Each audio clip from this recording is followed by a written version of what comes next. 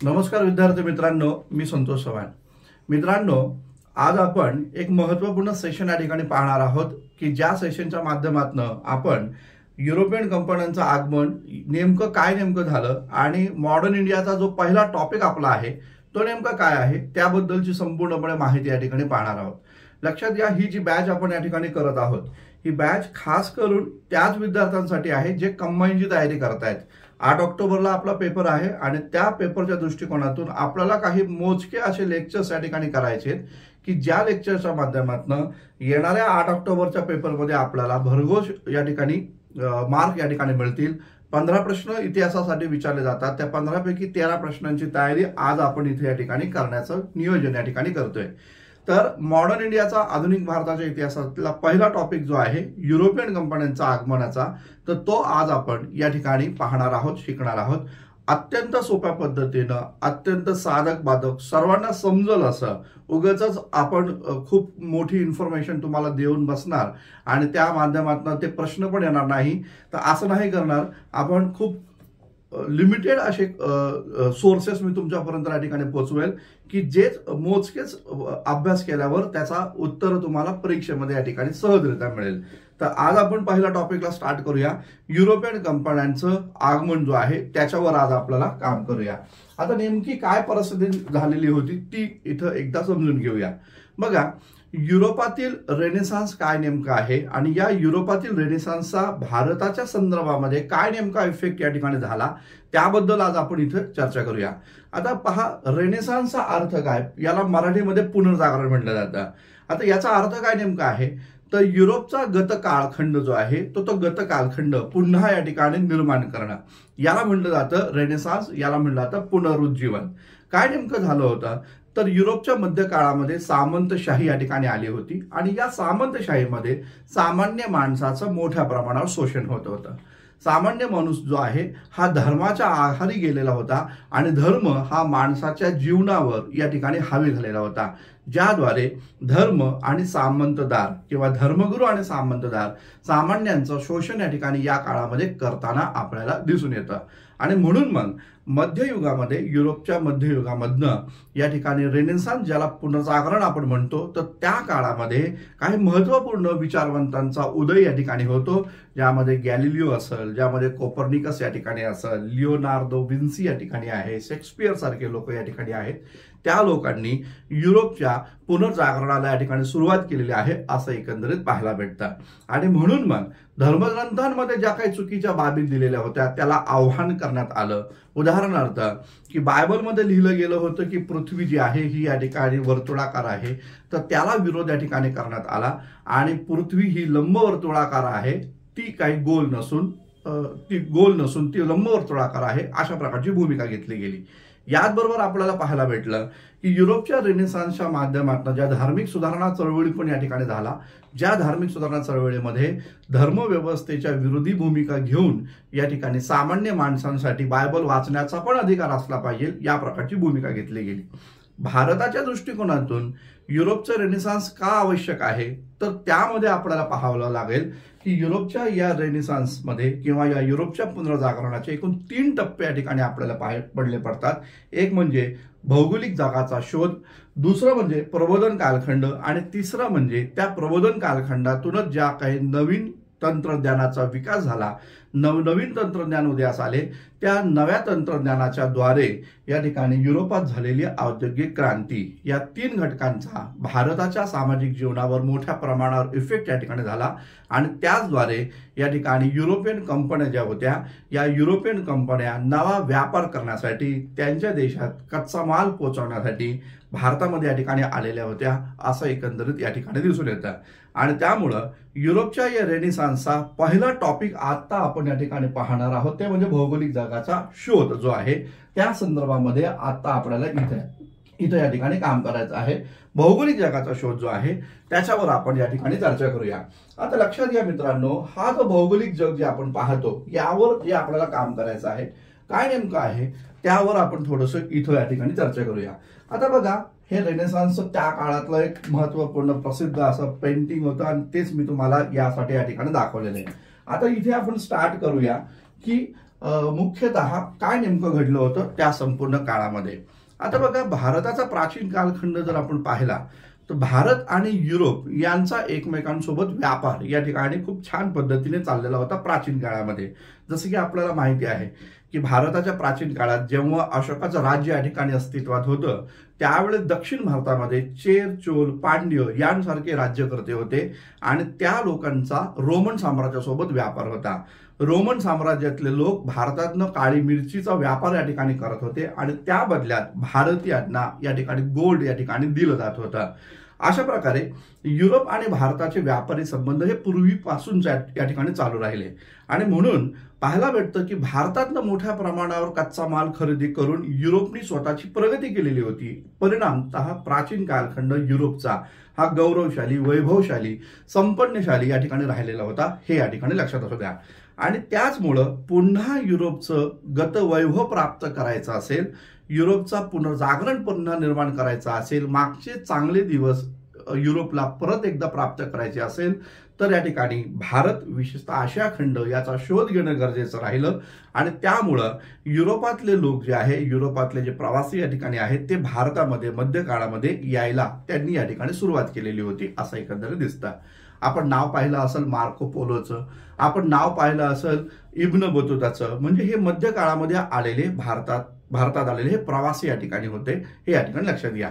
परंतु घटना घडली काय? घटना घडली, एक महत्वपूर्ण घटना घडली या संपूर्ण काळामध्ये. घटना घडली होती ही या ठिकाणी 1454च्या दरम्यान एक महत्वपूर्ण घटना घडली. 1453-54च्या दरम्यानची एक घटना अशी आहे की हा आशिया खंड या ठिकाणी आहे आणि हा युरोपियन खंड या ठिकाणी आहे आणि या आशिया आणि युरोपियन खंडांना जोडणारा एक महत्वपूर्ण भाग आहे ज्याला आपण आज इस्तांबूल म्हणतो. पूर्वीच्या काळामध्ये त्याला कॉन्स्टंटिनोपाल अशा प्रकारचं नाव या ठिकाणी दिलं गेलं होतं. तर कॉन्स्टंटिनोपाल म्हणजे आत्ताचं जे इस्तांबूल जे या ठिकाणी आहे, तर भारत आणि किंवा आशिया आणि युरोप यांना जोडणारा हा जो कालखंड, जोडणारा जो भाग आहे त्या भागावर तुर्की लोकांनी आपली सत्ता स्थापन केली. तुर्की लोकांनी आपली सत्ता स्थापन केल्यामुळं जे युरोपियन लोक आशियाकडे या मार्गाच्या द्वारे या ठिकाणी येत होते तो आता बंद झाला आणि या तुर्की लोकांनी या भूभागावर व्यापार ड्युटीज या ठिकाणी मोठ्या प्रमाणात लागू केली. परिणामी युरोपातले लोक आता आशियाकडे यायला त्यांना आता या ठिकाणी दिक्कत आली, त्यांना आता ते येऊ शकले नाही. परिणाम काय झालं? परिणाम असा झाला, युरोपातल्या लोकांनी आता आशियाकडे जाण्यासाठी समुद्र मार्गाच्या द्वारे आशियाचा शोध घेण्याचा प्रयत्न त्यांनी या ठिकाणी केल्याचं दिसून येतं. आणि या सगळ्या प्रकरणामध्ये आपल्याला पाहायला भेटतो पोर्तुगीज राजा जो आहे दोम हेनरी हा खूप महत्वपूर्ण राजा मानला जातो. या राजानं अनेक असे समुद्रातलं नाविक दल तयार केले ज्याद्वारे आशिया खंडाकडे जाता येईल यासाठी खूप सारे नाविक दल याने निर्माण केलेले होते आणि त्या समुद्र मार्गाद्वारे भारताचा किंवा आशियाचा शोध लावण्यासाठी त्याने मेहनत घेतली, म्हणून त्याला या ठिकाणी नाविक हेनरिक या नावानं पण संबोधलं गेलं. नाव त्याचं होतं दोम हेनरिक, परंतु त्याला नाविक हेनरिक या नावानं पण नंतरच्या काळामध्ये संबोधलं गेलं. लक्षात घ्या, या पोर्तुगीज राजा जो होता दोम हेनरिक यानं पहिला खलासी जो आहे भारताच्या दृष्टिकोनातून मी म्हणेल तर त्याला या ठिकाणी पाठवलं. त्याचं नाव होतं बार्थोलोमी दियाज.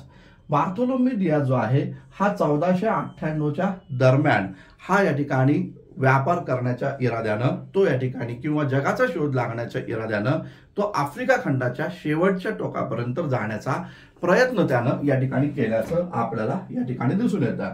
जसं की आपण या समोरच्या स्लाइडच्या माध्यमातून या ठिकाणी पाहू शकतो की या ठिकाणी बार्थोलोमी दियाज 1488च्या दरम्यान तो या ठिकाणी तिकडनं निघाला आणि लक्षात घ्या तो या ठिकाणी पोहोचल्याचं आपल्याला या ठिकाणी पाहायला भेटतं. म्हणजे हा जो भाग या ठिकाणी आपण पाहणार आहोत की ज्यामध्ये आपल्याला इथं या ठिकाणी पाहायचंय केप ऑफ गुड होप इथं या ठिकाणी दिलेलं आहे. लक्षात घ्या हा जो भाग आहे तर या भागाला केप ऑफ गुड होप या नावानं संबोधलं गेलं. म्हणजे बार्थोलोमी दियाज हा आफ्रिका खंडाच्या शेवटच्या टोकापर्यंत या ठिकाणी येतो आणि तो इथं या ठिकाणी पोहोचतो आणि नंतर पुन्हा तो पोर्तुगीजांकडे या ठिकाणी येताना आपल्याला दिसतोय. 1498ला बार्थोलोमी Diya's Cape of good hope पर्यंत पोहोचतोय आणि तो या ठिकाणी बार्थोलोमी दियाज तो या पोर्तुगीजांना सांगतोय की जर का आपण या केप ऑफ गुड होपला जर का आपण वळसा घातला तर आपल्याला नक्कीच आशियाकडे जाता येईल, नक्कीच आपल्याला भारताकडे या ठिकाणी जाता येईल. लक्षात घ्या, बार्थोलोमी दियाजनी जी मोहीम या ठिकाणी केली, ती मोहीम पूर्णत्वास आणली ती या ठिकाणी वास्को द गामानं. वास्को द गामा हा एक महत्वपूर्ण खलास या ठिकाणी मानला जातो की ज्यानं भारताचा शोध मध्य काळामध्ये या ठिकाणी भारताचा आणि युरोपचा व्यापार तुटला होता. मध्य काळात भारत आणि युरोप यांचे संबंध हे बिनसलेले आहेत किंवा यांचे संबंध तुटलेले आहेत. युरोपला भारताकडे यायचं आहे आणि त्याचा मार्ग हा दाखवणारा वास्को द गामा आहे. आणि म्हणूनच म्हटलं जातं की भारताचा युरोपियन लोकांना शोध लावून देणारा कार्यकर्ता म्हणजे हा आपला वास्को द गामा आहे. तर या वास्को द गामानं काय केलं, तर बार्थोलोमी दियाजनं जे केप ऑफ गुड होप पर्यंत तो या ठिकाणी आलेला होता, तर त्याच्या पुढची मोहीम त्याने या ठिकाणी चालवली. आणि या मार्गाच्या द्वारे इथं मॅपमध्ये दिसत असेल आपल्याला, या मार्गाच्या द्वारे पोर्तुगीजांकडनं तो या ठिकाणी निघाला, केप ऑफ गुड होपला तरी वळसा घातला. आणि त्यानंतर लक्षात असू द्या, एक महत्वपूर्ण ठिकाण आपल्याला पाहणं गरजेचं आहे. त्यानंतर तो या ठिकाणी इथं आहे कालिकत, या कालिकत बंदरामध्ये या ठिकाणी पोहोचल्याचं आपल्याला पाहायला भेटतं. आता बघा की वास्को द गामा जो या ठिकाणी होता, तर त्याचा सोबत जो खलासी या ठिकाणी आपल्याला पाहायला भेटतो, त्याचं नाव आपल्याला माहिती असणं गरजेचं आहे. अब्दुल माजिद असं नाव त्याचं या ठिकाणी आहे. अब्दुल माजिद जो आहे, तर त्या अब्दुल माजिदनं त्याला या ठिकाणी भारताकडे कशा प्रकारे या ठिकाणी जायला पाहिजे या प्रकारचं मार्गदर्शन केल्याचं या ठिकाणी दिसून येतं. तर Vasco da Gama Cape of Good होपला वळसा घालून तो इथं कालिकत बंदरामध्ये या ठिकाणी येताना आलेला आहे असं दिसतं. वास्को द गामानं आपली जी मोहीम या ठिकाणी आहे, ही मोहीम सुरू कधी केली, तर त्यानं ही मोहीम सुरू केली 1494ला. आणि त्यानंतर 1498ला तो भारताच्या या मुख्य भूमीवर या ठिकाणी येऊन थांबलेला आहे असं दिसतं. म्हणजे कालिकत बंदरामध्ये तो या ठिकाणी पोहोचल्याचं पाहायला भेटतंय. कालिकतचं लोकेशन पण तुम्ही पाहू शकता. आज जे आपण केरळ प्रांत या ठिकाणी पाहतो, तर त्या केरळ या प्रांताच्या इथं आपल्याला या ठिकाणी कालिकत बंदर या ठिकाणी दिसतंय. आता बघा, इथं लक्षात असू द्या मित्रांनो की या काळामध्ये त्यावेळेस जामोरिन नावाचा एक महत्वपूर्ण राजा इथे या ठिकाणी राज्य करताना आपल्याला दिसतो. नाव लक्षात घ्या, जामोरिन नावाचा राजा आहे, जो केरळचा हिंदू शासक या ठिकाणी मानला गेला. आणि या जामोरिननं याचं स्वागत या ठिकाणी केलेलं आहे वास्को द गामाचं. त्याला लवंग, दालचिनी, त्याचबरोबर मसाल्याचे पदार्थ या ठिकाणी दिले. आणि त्या प्रकारचे वस्तू घेऊन वास्को द गामा आपल्या मायदेशी या ठिकाणी गेलेला आहे असं एकंदर दिसतं. म्हणजेच काय, आपल्याला दिसून येतं की यानं या ठिकाणी कोणत्या मार्गाने समुद्र मार्गाच्या द्वारे भारताकडे जायचं, आशियाकडे जायचं हा मार्ग युरोपियनला दाखवलेला आहे, हे या ठिकाणी लक्षात घ्या. आणि म्हणून भारताच्या इतिहासामध्ये वास्को द गामाचं खूप महत्वपूर्ण या ठिकाणी योगदान या ठिकाणी मानलं जातं, ज्यानं युरोप आणि आशिया यांचा मध्य काळात समाप्त झालेला व्यापार पुन्हा या ठिकाणी सुरुवात केलेला आहे, हे या ठिकाणी लक्षात घ्या. तर या प्रकारे वास्को द गामानं भारतातनं ज्या काही काळी मिरची घेऊन गेला, दालचिनी, लवंग यांसारख्या ज्या वस्तू घेऊन गेला, त्याद्वारे त्याला आपल्या या प्रवासामध्ये खूप जास्त फायदा या ठिकाणी झाला. असं म्हटलं गेलं की सुमारे 150% नफा त्याला या सगळ्या प्रवासामध्ये झाल्याचं आपल्याला पाहायला भेटेल. आणि म्हणून मग वास्को द गामा यानं या ठिकाणी भारताचा शोध या ठिकाणी लावल्यानंतर दिसून असं येतं, यानंतर क्रमाक्रमानं भारतामध्ये व्यापारी कंपन्या आलेल्या आहेत. कोणकोणत्या कंपन्या क्रमाक्रमानं भारतामध्ये आल्या याबद्दलची माहिती आपल्या सर्वांना माहिती असणं गरजेचं आहे. कारण लक्षात घ्या, आता कंबाईनची बॅच आहे, कंबाईनचा विषय शिकवायचा आहे. आणि त्यामुळं किमान आपल्याला हे माहिती असलं पाहिजे की युरोपियन कंपन्यांचं आगमन कोणत्या क्रमानं भारतामध्ये झालेलं आहे. तर हे लक्षात घ्या, पोर्तुगीज पहिल्यांदा आले, त्यानंतर डच या ठिकाणी आले, नंतर इंग्रज आलेले आहेत, नंतर डॅनिश आलेले आहेत आणि त्यानंतर फ्रेंच आलेले आहेत. तर ही क्रोनॉलॉजी या ठिकाणी लक्षात असू द्या. काही विद्यार्थ्यांना हा नेमका प्रश्न पडलेला असतो, सर डच आणि डॅनिश काय नेमके आहेत. तर इंग्रज फ्रेंच माहिती असतं लोकेशन, परंतु लक्षात घ्या नेदरलँड जे आजचं आहे ते म्हणजे डच होतं, त्याचबरोबर डेन्मार्क जे आहे त्यांना या ठिकाणी डॅनिश असं म्हटलं गेलेलं आहे. तर या प्रकारच्या ह्या कंपन्या भारतामध्ये अशा पद्धतीने क्रमाक्रमाने आल्या. आता या संदर्भामध्ये आपल्याला थोडीशी आणखी डीपमध्ये नॉलेज या ठिकाणी माहिती मिळवणं गरजेचं आहे. काय बरं, तर पोर्तुगीजांबद्दलची माहिती आपण सध्या या ठिकाणी घेऊया. पहिल्यांदा पोर्तुगीज जे आहेत ते या ठिकाणी पाहूया. तर लक्षात घ्या पोर्तुगीज कसं, तर पोर्तुगीज कधी आले, तर 1498 दरम्यान पोर्तुगीज भारतामध्ये या ठिकाणी आले. वास्को द गामा हा पहिला कार्यकर्ता आपल्याला या ठिकाणी मानला गेला. याचबरोबर डच जर आपण पाहिले तर डच लक्षात घ्या 1596ला डचांचं भारतामध्ये आगमन या ठिकाणी झालं।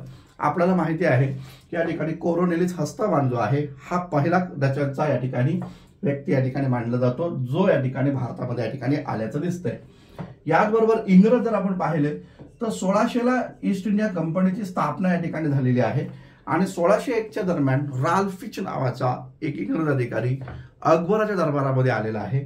तर इंग्रज 1600 दरम्यान भारतात आल्याचं आपल्याला या ठिकाणी दिसतंय। याचबरोबर डॅनिश जे आहे डॅनिश ईस्ट इंडिया कंपनी ही साधारणतः जर आपण पाहिलं तर 1612च्या दरम्यान डॅनिश ईस्ट इंडिया कंपनी या ठिकाणी भारतात आलेली आहे। काही पुस्तकांमध्ये काही संदर्भ ग्रंथांमध्ये याची तारीख 1616च्या दरम्यान पण या ठिकाणी मांडली जाते। तर 1612ला या ठिकाणी डॅनिश ईस्ट इंडिया कंपनी भारतामध्ये आली आणि याचबरोबर फ्रेंच ईस्ट इंडिया कंपनी जी आहे ही 1664च्या दरम्यान या ठिकाणी भारतात आल्याचं आपल्याला दिसतं। तर ही ती क्रोनॉलॉजी आहे ज्यांनी अशा प्रकारे टप्प्याटप्प्यानं भारतामध्ये आगमन या ठिकाणी केलेलं आहे, हे या ठिकाणी लक्षात घ्या। आता लक्षात घ्या, यानंतर आपण आता इथे या ठिकाणी पाहूया की ह्या ज्या कंपन्या भारतामध्ये या ठिकाणी आल्या तर यांनी नेमकं या ठिकाणी कोणकोणत्या ठिकाणी आपल्या वसाहती स्थापन केल्या, हा खूप महत्त्वपूर्ण मुद्दा आपल्याला या ठिकाणी शिकायचा आहे। की बघा, कंबाईनचा पेपर आहे, हे नक्की आहे की आधुनिक भारताचा इतिहास आणि भारतीय स्वातंत्र्य चळवळ याच्यावर खूप जास्त प्रश्न विचारतायत, परंतु कायम लक्षात घ्या मित्रांनो की परीक्षा जी आहे हे दिवसेंदिवस कठीण होत चाललेली आहे। आपल्याला तर हे माहिती आहे की राज्यसेवेचा पेपर आता तो UPSCच्या लेवलचा झाला। राज्यसेवा मेन्सचा पूर्णपणे स्ट्रक्चर बदललेले। आताचा पेपर जो झाला आपला 21 ऑगस्टचा, तो तितकासा सोपा पेपर नव्हता। लक्षात घ्या, UPSCच्या विद्यार्थ्यांना टॅकल होईल असाच पेपर तो होता आणि म्हणून मग जर का राज्यसेवा UPSCच्या लेवलला झाली आहे तर कंबाईन राज्यसेवेच्या लेवलला 100% होणार आहे आणि म्हणून मग आपण भारतीय स्वातंत्र्य लढा तर शिकणारच आहोत, परंतु त्यासोबतच आपल्याला राज्यसेवेच्या विद्यार्थ्यांनी कशा प्रकारे अभ्यास करायला हवा त्याचं पण थोडंसं नॉलेज आपल्याला मिळवणं गरजेचं आहे। कारण जर या टॉपिकवर अशा प्रकारच्या वसाहत्यांवर जर प्रश्न यापूर्वी राज्यसेवा मेन्सला विचारले तर कंबाईनला पण विचारू शकतात, म्हणून मग आपण त्या प्रकारचं थोडंसं डीप नॉलेज घेणं पण गरजेचं राहील। खूप मोठं नाही घ्यायचं, पण थोडंसंच आपण या ठिकाणी नॉलेज या ठिकाणी मिळवण्याचा प्रयत्न करू। लक्षात घ्या, पोर्तुगीज ईस्ट इंडिया कंपनीची माहिती आपण इथे घेऊया। लक्षात घ्या, अल्मिडा हा पहिला कार्यकर्ता या ठिकाणी मांडला गेला, जो या ठिकाणी पोर्तुगीजांचा पहिला गव्हर्नर या ठिकाणी म्हणून त्याला आपण संबोधू शकतो। तर अल्मिडा जो आहे हा अल्मिडा आपल्याला या ठिकाणी पहिला या ठिकाणी गव्हर्नर या ठिकाणी राहिला आहे, हे लक्षात घ्या। आता अल्मिडाचा कालखंड जर आपण पाहिला तर कधीचा कालखंड आहे 1505 पासून ते साधारणतः 1509 पर्यंतचा कालखंड हा अल्मिडाचा या ठिकाणी मानला जातो आणि त्यानंतर अल्फान्सो अल्बुकर्क, ज्याचा फोटो इथं मी तुम्हाला दिलेला आहे, अल्फान्सो अल्बुकर्क कसा तो दिसतो ते पण माहिती पाहिजे।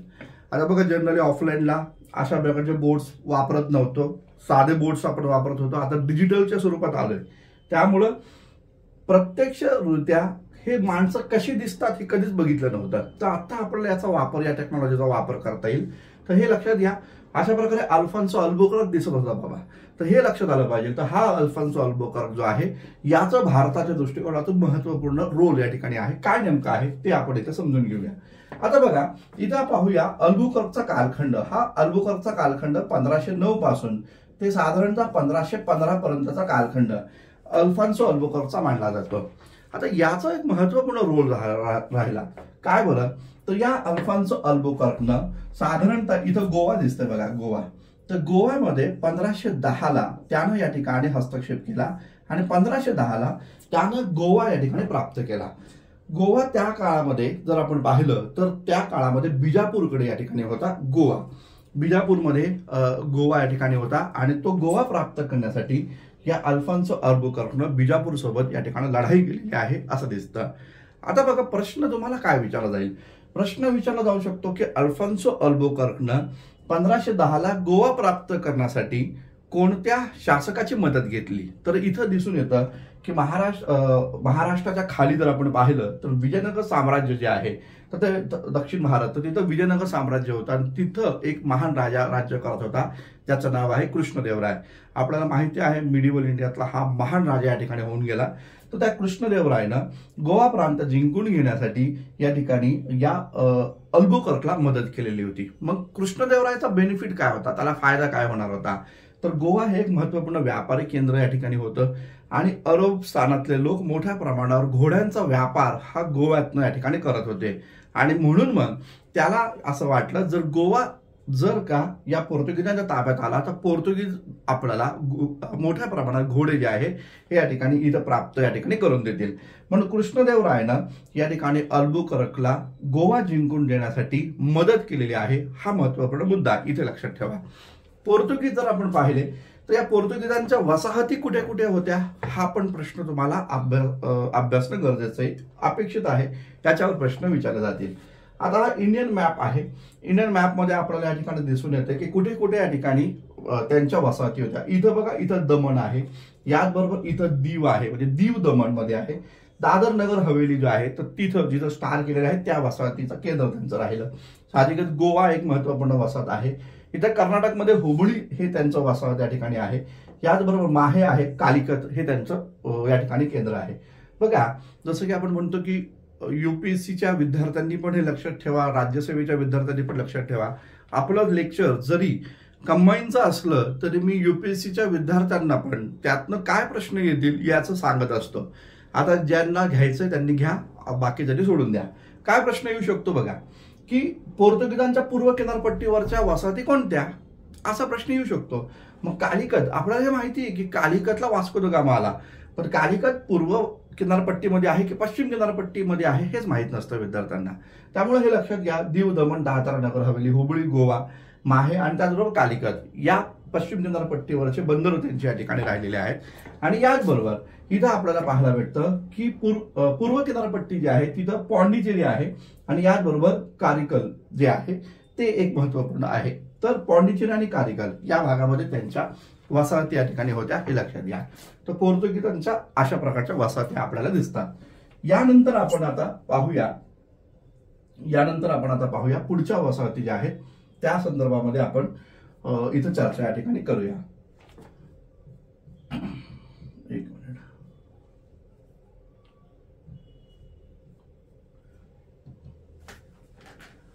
अरे क्या समज।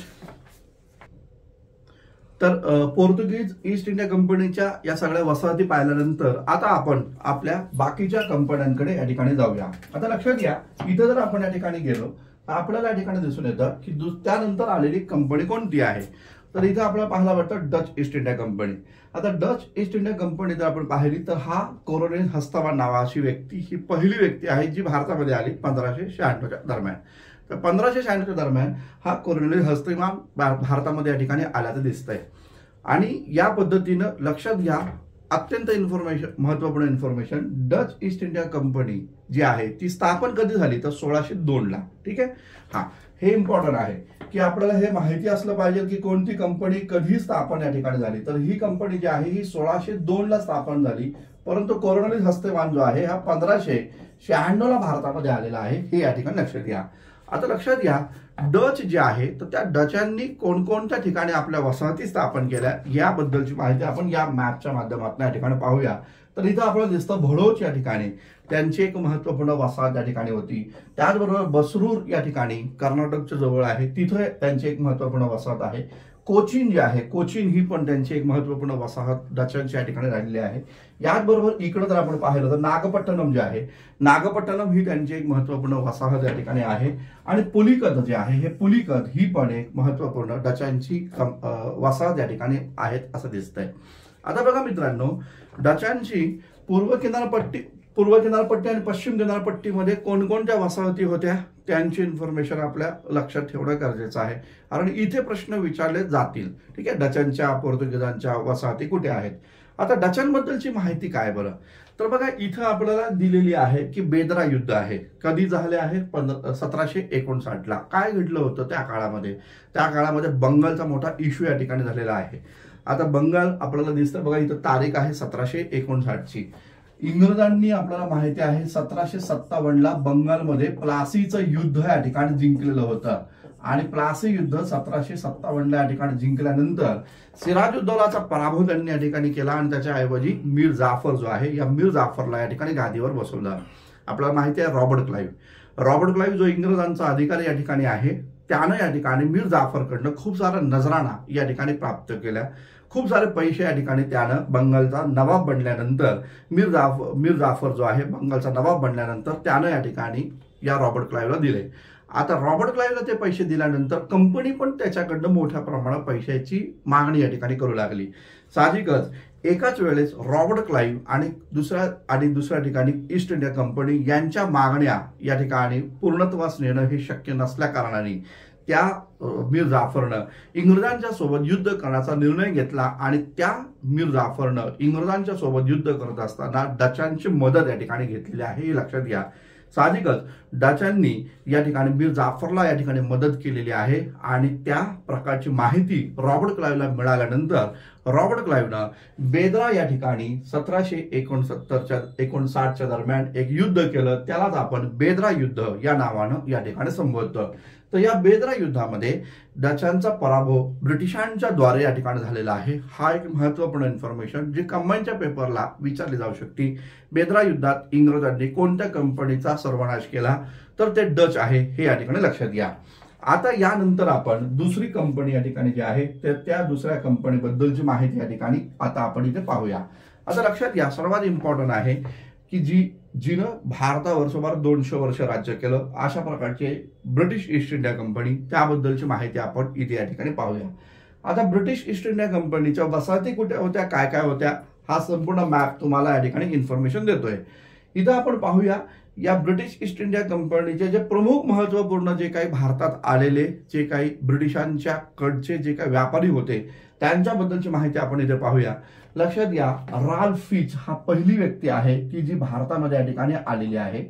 आता राल्फ फिच जेव्हा भारतामध्ये या ठिकाणी आला तेव्हा लक्षात घ्या, भारतामध्ये तेव्हा अकबर नावाचा राजा राज्य करत होता. अकबराचा कालखंड आपल्या सर्वांना माहिती आहे.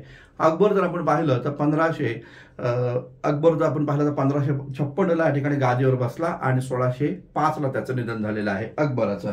तर त्याच्या काळामध्ये राल्फ फिच ही पहिली व्यक्ती ही या ठिकाणी भारतामध्ये आलेली आहे. ईस्ट इंडिया कंपनीला व्यापाराची सवलत द्या, परवानगी द्या याचा आग्रह राल्फ फिचने ठेवला.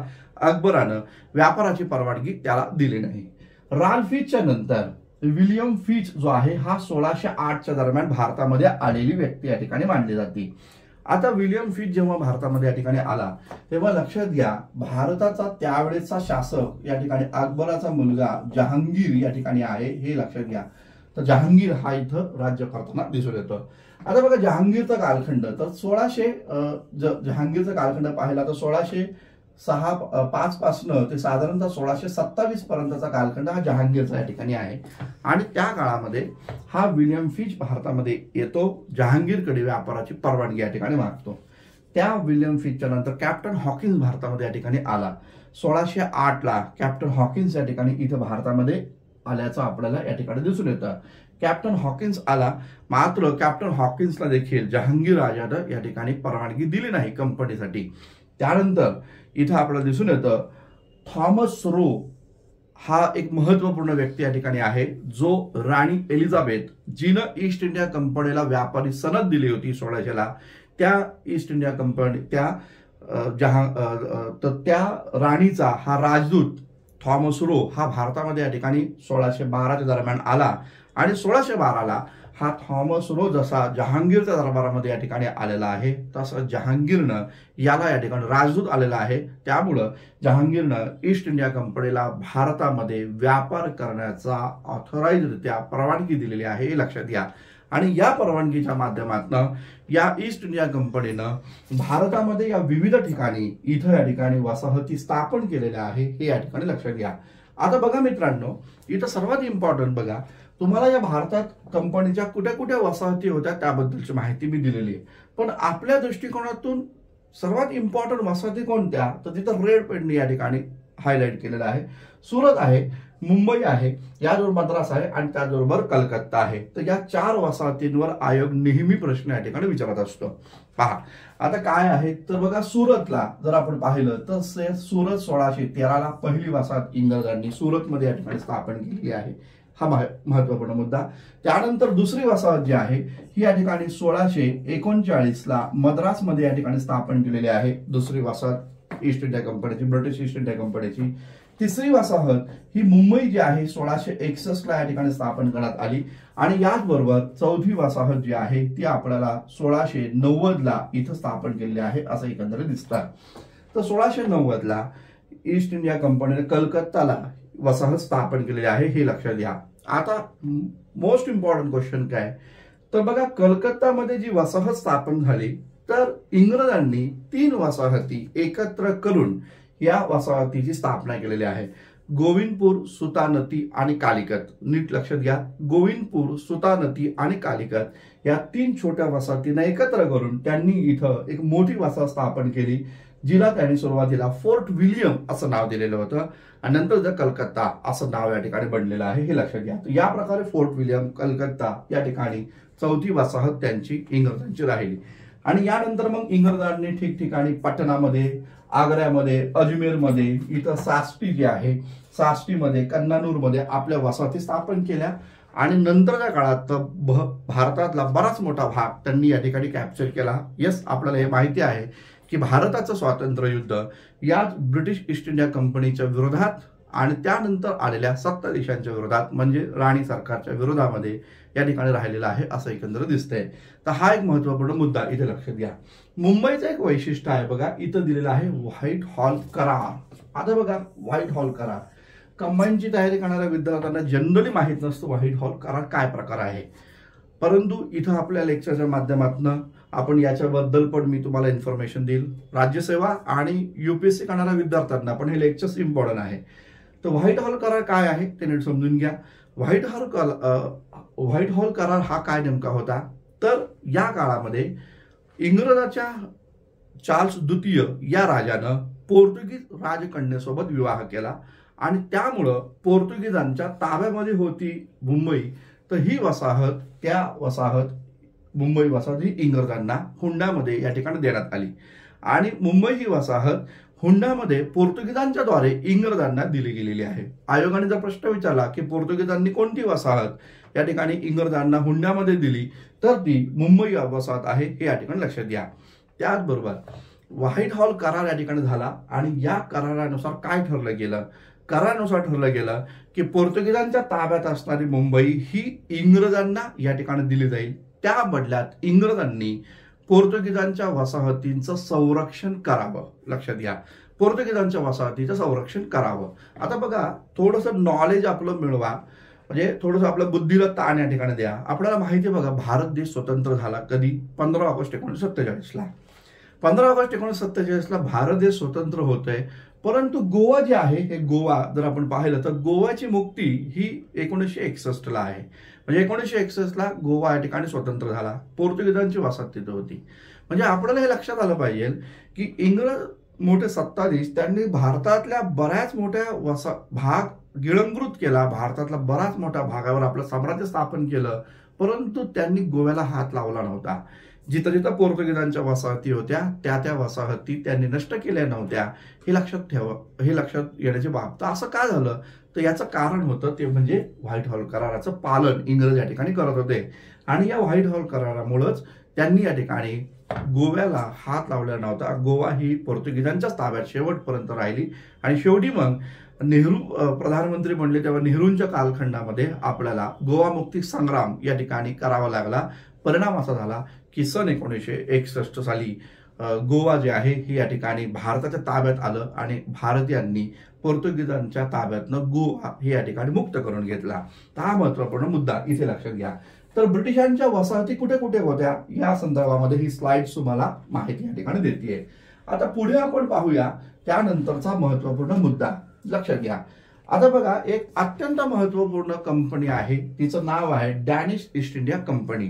जनरली आपण मित्रांनो फ्रेंचांच्या वसाहती करतो, इंग्रजांच्या वसाहती करतो, परंतु या संदर्भामध्ये काम नाही करत. तर Danish east India company generally लक्षात घ्या, याच्यावर आयोग आता प्रश्न विचारायला सुरुवात करणार आहे. डॅनिशचं काय नेमकं रोल राहिलेला आहे तर बघा, डॅनिश ईस्ट इंडिया कंपनी की ही काय नेमकी होती, डेन्मार्क मधून आलेली कंपनी आहे, तिचं नाव डॅनिश ईस्ट इंडिया कंपनी म्हटलं जातं. आता बघा, 1612ला हिची या ठिकाणी स्थापना झालेली आहे आणि यांनी कुठे कुठे वसाहती स्थापन केल्या तर इथं आपल्याला दिसून येतंय की यांच्या ज्या वसाहती या ठिकाणी राहिल्या तर त्या वसाहतींमध्ये आपल्याला इथे पाहायला भेटतं श्रीरामपूर. काही हिंदी भाषिक पुस्तकांमध्ये याला सेरामपूर या नावानं पण संबोधलेलं आहे, सेरामपूर पण म्हटलेलं आहे आपण श्रीरामपूर। बरेचशा विद्यार्थ्यांना वाटतं श्रीरामपूर म्हणजे शिर्डी मधलं का काय, तर बिलकुल नाही, शिर्डी वेगळं कार्यक्रम आहे, हे बंगाल मधलं आहे, ठीक आहे। तर श्रीरामपूर हे एक महत्वपूर्ण वसाहत आपल्याला पाहायला भेटते, इथं यांनी स्थापन केलेली होती वसाहत। त्यानंतर श्रीरंगपट्टणम हे आपल्याला या ठिकाणी पाहायला भेटेल, ही एक महत्वपूर्ण वसाहत आहे। आणि याचबरोबर त्रावणकोर मध्ये पण डचांची एक वसाहत या ठिकाणी राहिलेली आहे। मोस्ट इम्पॉर्टंट मुद्दा, या श्रीरामपूरमध्ये किंवा सेरामपूरमध्ये एक महत्वपूर्ण मिशन या ठिकाणी कार्यरत होतं, ज्याला आपण म्हणू शकतो बाप्तिस्ट मिशनरी सोसायटी किंवा सेरामपूर मिशन पण ज्याला आपण या ठिकाणी म्हणू शकतो। आयोग प्रश्न विचारू शकतो की सेरामपूर मिशन कोणत्या कंपनीच्या अधिपत्याखाली कार्यरत होता, तर उत्तर काय, तर डॅनिश ईस्ट इंडिया कंपनीच्या अधिपत्याखाली सेरामपूर मिशन कार्यरत होतं। आणि या सेरामपूर मिशन चालवणारा महत्वपूर्ण अधिकारी होता तो म्हणजे सर विल्यम कैरी। विल्यम कैरी हा एक मोस्ट इम्पॉर्टंट पर्सन, जो आपल्या परीक्षांमध्ये खूप सारे प्रश्न याच्यावर विचारले गेलेले आहेत। तर यानं या ठिकाणी भारतामध्ये खऱ्या अर्थानं मिशनरी एज्युकेशन जे आहे हे मिशनरी एज्युकेशन या ठिकाणी सुरू केलेलं आहे। आणि बायबलचं भारतातल्या विविध भाषात, भारतात बोलणाऱ्या आशियामध्ये बोलणाऱ्या विविध भाषांमध्ये बायबलचं भाषांतर करणारे हे विल्यम कैरी या ठिकाणी आहे, हे लक्षात घ्या। तर या विल्यम कैरी जे आहे, ज्यांनी साधारणतः 1799 ला हे सेरामपूर मिशनची स्थापना इथे या ठिकाणी केली, ज्याला बाप्तिस्ट मिशनरी सोसायटी या नावानं पण संबोधलं गेलेलं आहे, हे या ठिकाणी लक्षात असू द्या। तर एक महत्वपूर्ण मुद्दा हा पण या ठिकाणी लक्षात घ्या। आता बघा, कोण बनेगा करोडपतीला पण इतिहासावरचे प्रश्न विचारले जातात। एक प्रश्न विचारला गेला होता अमिताभ बच्चनच्या द्वारे, काय प्रश्न विचारला होता की डॅनिश ईस्ट इंडिया कंपनीच्या संदर्भात होता तो प्रश्न विचारला, अशी ती कोणती कंपनी होती की ज्या कंपनीनं भारतातील आपल्या साऱ्या वसाहती सन 1868 साली इंग्रजांना दिल्या आणि त्यांनी कायमस्वरूपी भारत सोडून गेले, असा प्रश्न कोण बनेगा करोडपतीला विचारला गेला होता। यूपीएससीच्या लेवलचा हा प्रश्न जनरली या ठिकाणी आहे, तर लक्षात घ्या। तर ती कंपनी जी होती ती डॅनिश ईस्ट इंडिया कंपनी आहे, हे लक्षात असू द्या। त्यांनी भारतात ज्या काय आपल्या वसाहती होत्या त्या साऱ्या इंग्रजांना या ठिकाणी देऊ केल्या आणि त्यानंतर ते या ठिकाणी भारतातनं कायमस्वरूपी गेलेले आहेत। म्हणजे भारत सोडणारे पहिले कोण आहे, भारतात येणारे पहिले पोर्तुगीज आहे हे नक्की, परंतु भारत सोडणारे पहिले कोण आहे, तो लक्षात घ्या, डॅनिश ईस्ट इंडिया कंपनी। हा महत्वपूर्ण मुद्दा इथे या ठिकाणी लक्षात असू द्या।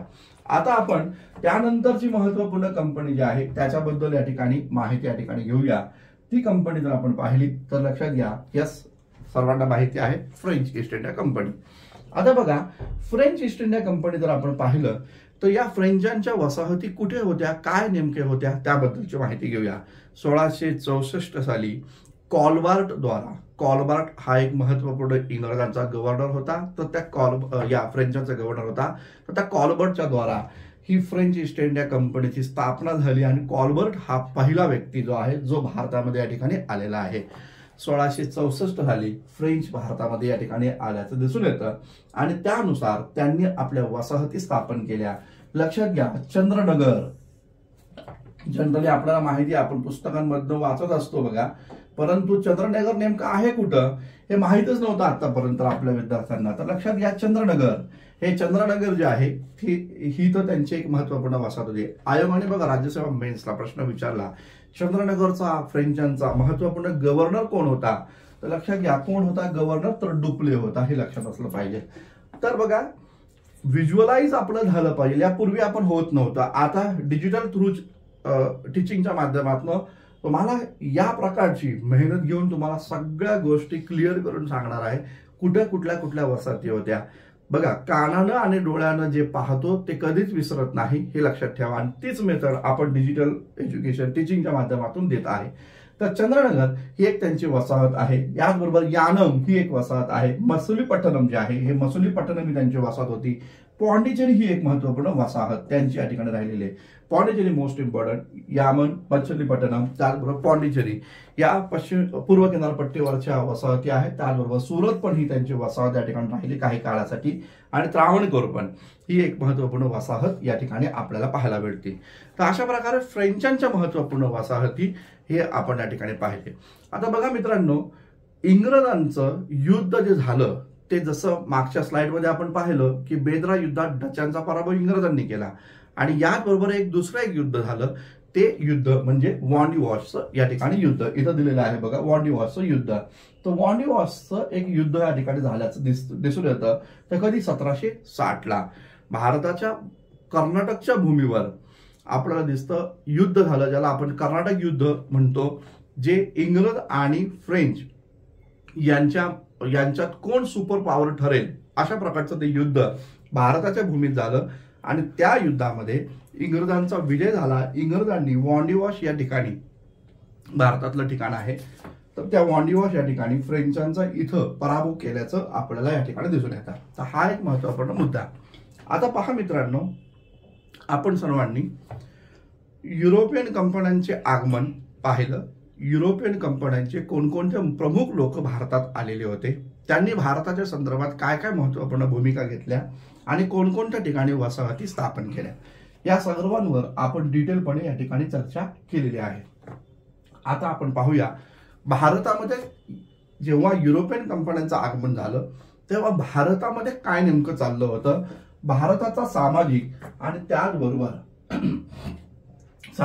त्याचबरोबर राजकीय इतिहास काय नेमका राहिलेला होता त्याबद्दलची माहिती घेऊया. जसं की माहिती आहे, युरोपियन कंपन्या भारतामध्ये येत आहेत त्यावेळेसचा कालखंड जो आहे हा मुघल सत्तेचा कालखंड होता. आपल्याला हे माहिती असेल की 1526ला बाबरनं पानिपतच्या युद्धामध्ये या ठिकाणी इब्राहिम लोदीचा पराभव केला आणि साधारणतः 1526ला त्यानं इथं भारतामध्ये आपली सत्ता या ठिकाणी स्थापन केलेली आहे असं दिसतं. 1526ला मुघलांची सत्ता भारतामध्ये राहिली आणि औरंगजेब राजा जो आहे 1707ला त्याचं निधन या ठिकाणी झालेलं आहे.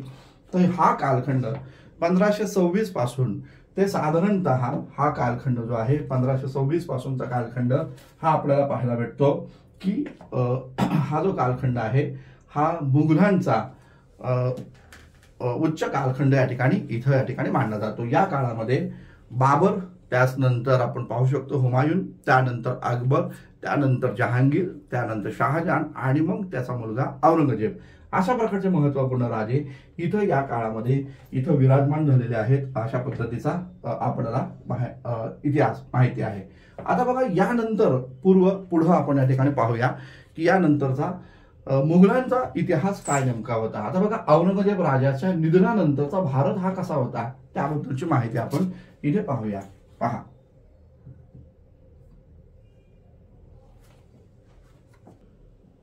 तर लक्षात असू द्या की मुघल साम्राज्य जे आहे ते नेमकं कुठून कुठपर्यंत होतं त्याचा पण थोडासा आवाका आपल्याला मिळणं गरजेचं आहे.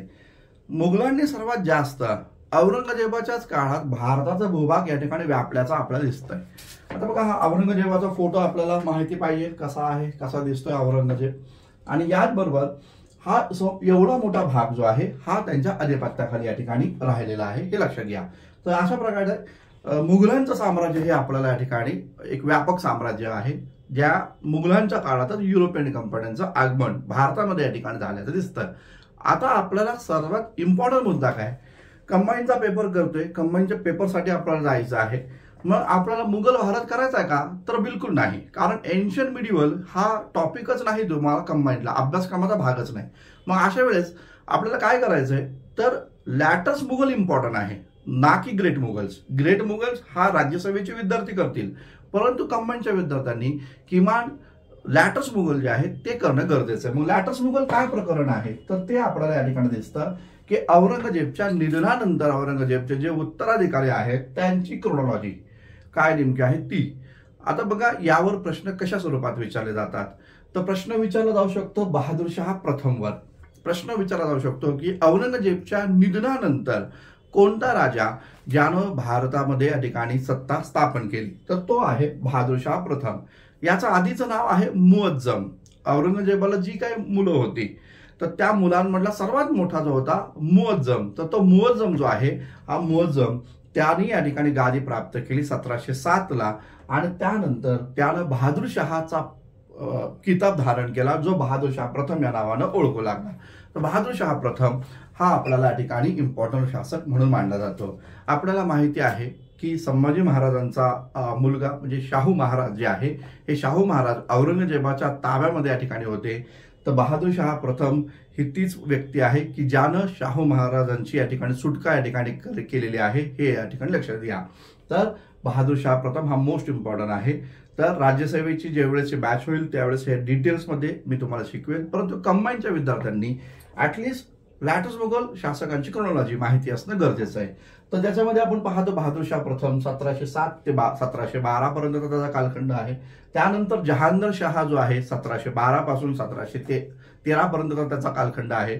त्यानंतर 1713 पासून ते 1717 पर्यंत फर्रुखसियर नावाचा शासक आपल्याला या ठिकाणी पाहायला भेटतो.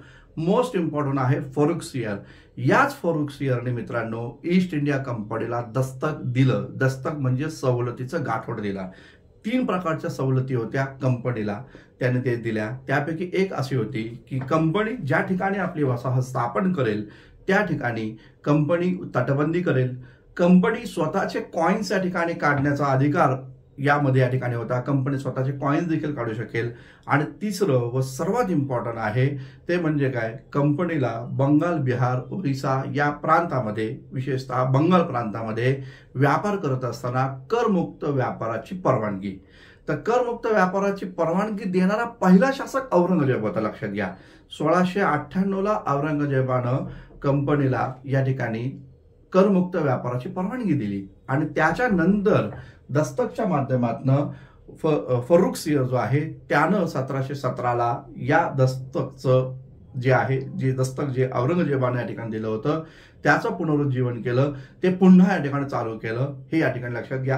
हे दस्तकच इम्पॉर्टंट आहे की ज्या दस्तकमुळं इंग्रजांनी साम्राज्य विस्ताराचं धोरण आखून बंगाल प्राप्त केलेला आहे, हे लक्षात घ्या. पुढच्या काही सेशनमध्ये आपण यावर डिटेलपणे चर्चा करणार आहोत. प्लासी वगैरे त्याच्यामध्ये डिटेल लेक्चर आपण करणार आहोत. तर आपल्याला दिसतं फर्रुखसियरच्या नंतर आपल्याला दिसतं रफी उदत राजत हा एक शासक आला, जो काही महिन्यांसाठी होता. 1717ला त्याचं पण निधन झालं. त्यानंतर रफी उद्दौला जो आहे, हा रफी उद्दौला सिंहासनावर बसतो. 1717 ते 1719 पर्यंत त्याचं राज्य होतं. त्यानंतर मोहम्मद शहा आहे, 1719 ते 1748 पर्यंतचा शासक आपल्याला पाहायला भेटतो. आता हा जो मोहम्मद शहा जो आहे याचं एक इम्पॉर्टंट आहे, लक्षात घ्या. याच्या राज्यामध्ये इराणचा शासक होता नादिर शाह. तर त्या नादिर शाहनं भारतावर हल्ला केल्याची माहिती या ठिकाणी दिसती. तर आपल्याला पाहायला भेटेल नादिर शाह जो आहे, हा नादिर शाह पण खूप इम्पॉर्टंट आहे. बघा, आयोग प्रश्न विचारू शकतो की नादिर शहाचं आक्रमण जेव्हा भारतावर या ठिकाणी झालं तेव्हा भारताचा शासक कोण होता, तर नादिर शहाच्या काळामध्ये मोहम्मद शहा हा या ठिकाणी भारताचा शासक या ठिकाणी होता. 1739ला नादिर शहानं या भारतावर हल्ला केलेला आहे आणि शहाजहानचं मयूर सिंहासन त्यानं या ठिकाणी घेतलं. याचबरोबर कोहिनूर हिरा जो होता, हा कोहिनूर हिरा पण तो घेऊन इराणला गेलेला आहे, हे लक्षात घ्या. म्हणजे शहाजहानचं मयूर सिंहासन आणि त्याचबरोबर कोहिनूर हिरा यानं या ठिकाणी मोहम्मद शहाच्या ताब्यातनं घेतला आणि त्यानंतर नादिर शहा हा इराणला या ठिकाणी गेल्याची माहिती मिळते. तर हा एक महत्त्वाचा मोहम्मद शहा. मोहम्मद शहा नंतर आहे अहमद शहा. अहमद शहा नंतर आहे आलमगीर शहा आणि त्यानंतर आहे शाह आलम सेकंड, ज्याला आपण म्हणू शकतो. तर हा आहे शाह आलम सेकंड. तर शाह आलम सेकंड जो आहे हा पण एक इम्पॉर्टंट आहे. याचा कालखंड जर आपण पाहिला तर बघा 1759 पासून ते 1806 पर्यंतचा कालखंड.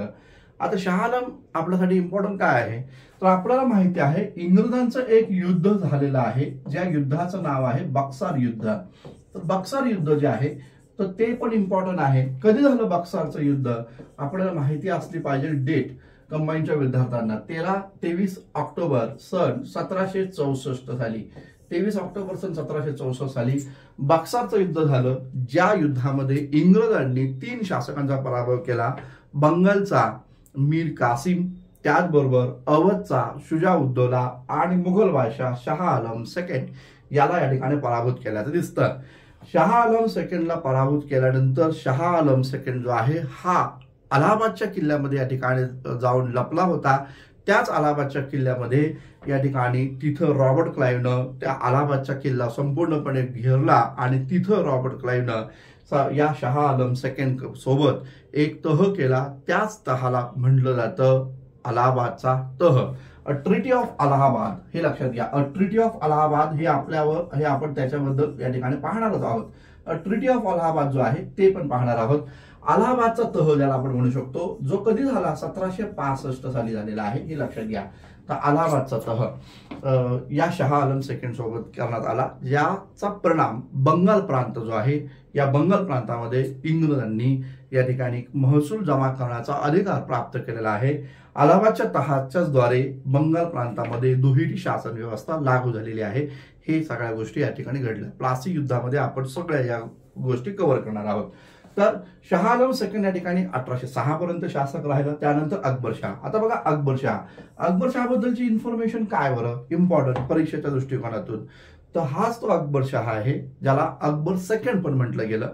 तर या अकबर शाह जो आहे यानं राजाराम मोहन राय यांना राजा ही पदवी दिली आणि राजा ही पदवी देऊन राजाराम मोहन रायांना भारताच्या वतीनं ब्रिटनचा सम्राट जो होता त्याच्या राज्याभिषेक समारंभाला पाठवलेलं होतं, हे लक्षात घ्या.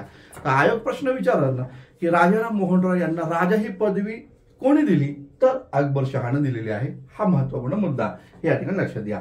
अकबर शहानंतर बहादूर शाह जफर, जो हिंदुस्थानचा शेवटचा मुघल बादशाह मानला जातो, ज्या 1758 पर्यंत याचं या ठिकाणी शासक होतं, सत्ता या ठिकाणी होती. आपल्याला माहिती आहे 1857च्या विद्रोहाचा नेता हा बहादूर शाह जफरच या ठिकाणी आहे. आणि बहादूर शाह जफरनेच हिंदुस्थानामध्ये असणाऱ्या सर्व संस्थानिकांना पत्र पाठवलं, हीच योग्य वेळ आहे, इंग्रजांच्या विरोधामध्ये आपल्याला संघटित होऊन लढलं पाहिजे. परंतु बहादूर शाह जफरच्या या फतव्याचा किंवा या आदेशाचा पालन भारतातल्या सर्व संस्थानिकांनी केलं नाही. काही संस्थान इंग्रजांना फितूर होते, इंग्रजांच्या सोबत त्यांनी या ठिकाणी ते राहिले. परिणाम असा झाला की भारताचा 1857च्या या उठावामध्ये इंग्रजांनी पराभव या ठिकाणी केलेला आहे. हे स्वातंत्र्य युद्ध जे आपण सावरकर म्हणतात, जे पहिलं स्वातंत्र्य युद्ध, हे आम्ही पराभूत राहिलो, कारण भारत त्या काळामध्ये संस्थानिकांनी या 1857च्या उठावाला सपोर्ट केला नव्हता. हे त्याचं मागचं मेन कारण या ठिकाणी आपल्याला पाहायला भेटत. तर पुढे काय झालं, तर बहादूर शाह जफर जो आहे त्याला इंग्रजांनी अटक केली आणि त्याला रंगूनमध्ये ठेवलं गेलं. लक्षात घ्या, या आपल्या हिंदुस्थानच्या राजाचं निधन सन 1862 साली रंगूनमध्ये या ठिकाणी झालेलं आहे, हे लक्षात घ्या. तर 1862ला रंगूनमध्ये बहादूर शाह जफरचं निधन या ठिकाणी झालं. आणि अशा प्रकारे पाहायला भेटतं की मुघल साम्राज्याचा शेवटचा राजा हा इंग्रजांकडनं या ठिकाणी नष्ट झालेला आहे असं दिसतं. तर 1862ला त्याचं या ठिकाणी निधन या ठिकाणी झाल्याचं दिसतं. आता एक शेवटचा टॉपिक आपल्याला या लेक्चर्समध्ये या ठिकाणी पाहणं गरजेचं आहे. कोणता टॉपिक, तर त्याच्यामध्ये आपल्याला इथं पाहायचं काय आहे, तर लक्षात घ्या, लॅटर्स मुघल काळामध्ये उदयास आलेले जे राजे होते, जे राज्य होते, प्रादेशिक सत्ता होत्या, त्या यावर जोडा लावायला प्रश्न विचारला जाईल. तर हैदराबाद, अवध, बंगाल, कर्नाटक, म्हैसूर, रोहिलखंड, पंजाब आणि त्रावणकोर व भरतपूर यांची नावं माहिती असणं गरजेचं आहे मित्रांनो. आणि यांची म्हणजे हे स्वतंत्र राज्य कोणी स्थापन केली, त्यांचे संस्थापक कोण आहे ते माहिती पाहिजे. जसं की आपण पाहू शकतो, हैदराबादमध्ये चिंकलीन खान आहे, ज्यानं निजामुल मुल्कची पदवी धारण केली. अवधमध्ये सादत खान आहे, ज्यानं बुरहान उल मुल्कची पदवी धारण केली. त्यानंतर बंगालमध्ये मुर्शिद कुली खान, राज्यसेवा मेन्सला मागच्या वर्षीच्या पेपरमध्ये हाच्यावर प्रश्न आलता बघा, तर बंगालमध्ये मुर्शिद कुली खान आहे. कर्नाटकमध्ये दोस्त अली आहे. म्हैसूरमध्ये जर आपण पाहिलं हैदर अली आपल्याला पाहायला भेटतो, हैदर अली आणि त्याचा मुलगा टिपू सुलतान याने म्हैसूरमध्ये राज्य केलं. रोहिलखंड जर आपण पाहिलं मोहम्मद खान मंगेश आपल्याला दिसतो. पंजाबमध्ये राजा रणजीत सिंह 1799ला सत्ता स्थापन करतो. त्रावणकोरमध्ये मार्तंड वर्मा आहे. भरतपूरमध्ये बदन सिंह आपल्याला पाहायला भेटतात. भरतपूरला एक मोठा इतिहास राहिलेला आहे. गोकुळ आहे, राजाराम आहे, तर आणि चुडामण आहे. तर गोकुळ, राजाराम आणि चुडामण या तिघांनी औरंगजेबासोबत युद्ध केलेलं आहे. लक्षात घ्या, या तिघांचा खात्मा केलेला आहे औरंगजेबानं. तर गोकुळचे तर खूप जास्त तुकडे करून त्याला मारलेलं आहे, हे लक्षात घ्या. परिणाम असा झाला, चुडामणच्या नंतर आलेला या ठिकाणी बदन सिंह, त्यानं या ठिकाणी मुघल सत्तेच्या विरोधात बंड केलं आणि भरतपूरमध्ये स्वतंत्र राज्याची स्थापना केली. तर या प्रकारे हे महत्वपूर्ण सेशन आपण केलं. लक्षात घ्या मित्रांनो, हा एक खूप मोठा प्रॉब्लेम आहे विद्यार्थी मित्रांचा आपल्या. एक तर ज्या पुस्तकातनं आपण अभ्यास करतो त्या पुस्तकांमध्ये तोकडी इन्फॉर्मेशन असते आणि म्हणून मग आपल्याला क्लासची आवश्यकता असते, लक्षात घ्या. आणि या क्लासच्या माध्यमातून आपण या ठिकाणी विद्यार्थी मित्रांना सखोल इन्फॉर्मेशन देण्याचा प्रयत्न तर करतोय. आणि आता तर डिजिटलच्या माध्यमातून आपल्याला खूप जास्तीत जास्त नवे प्रयोग करून देखील विद्यार्थ्यांपर्यंत आपली इन्फॉर्मेशन कशी पोहोचवता येईल आणि त्या विद्यार्थ्यांच्या डोक्यामध्ये, त्यांच्या मेंदूमध्ये ते कायमस्वरूपी कशी राहतील याचा पण प्रयत्न आपण करतोय. तर लक्षात घ्या, या प्रकारचे राज्य हे नेमके कुठे आहेत याची इन्फॉर्मेशन पण विद्यार्थी मित्रांना असली पाहिजे. म्हणून मग तुम्हाला ही स्लाइड मी या ठिकाणी तयार केली खास करून तुमच्यासाठी. काय बरं, तर कुठं कुठं आहे हैदराबादमध्ये, कुठं आहे कर्नाटक, म्हैसूर कुठं होतं, त्रावणकोर कुठं आहे, भरतपूर कुठे आहे, पंजाब कुठे आहे, अवध, रोहिलखंड, बंगाल. तर या प्रकारचं हे या ठिकाणी आजचं लेक्चर आपण या ठिकाणी केलं. याबद्दल बिलकुल निश्चिंत होऊन तुम्ही या बॅचमध्ये मोठ्या प्रमाणावर ऍडमिशन्स या ठिकाणी घ्या. आपल्या मित्रांना सांगा, डिटेल असणारी ही बॅच या ठिकाणी असणार आहे. धन्यवाद. Thank you very much.